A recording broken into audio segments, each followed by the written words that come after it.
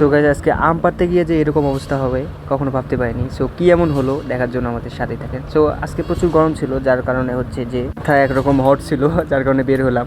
বের হয়ে তারপরে দেখলাম যে কি করা যায়, পরে ভাবলাম যে একটু আম পেড়ে খাই, জাস্ট নুন দিয়ে খাবো। সিলেটের অনেক গরম লেগেছে, দেখেন দেখতেই পাচ্ছেন আশা করি। সো এগুলো নুন দিয়ে খাবো। রেডি হচ্ছে, একে পাড়ার জন্য দায়িত্ব দিয়েছি।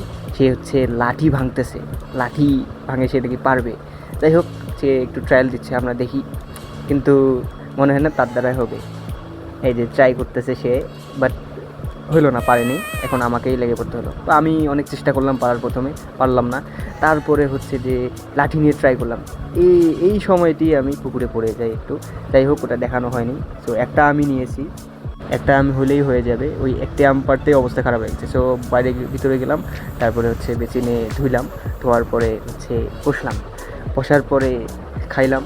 সো ভালোই লাগলো, নট ব্যাড, ভালোই লাগলো। সো এই ছিল আজকের ভিডিও। সবাই এই অবধি ভালো থাকবেন, সুস্থ থাকবেন। আল্লাহ হাফেজ। আর লাইক সাবস্ক্রাইবটা করে দিয়েন।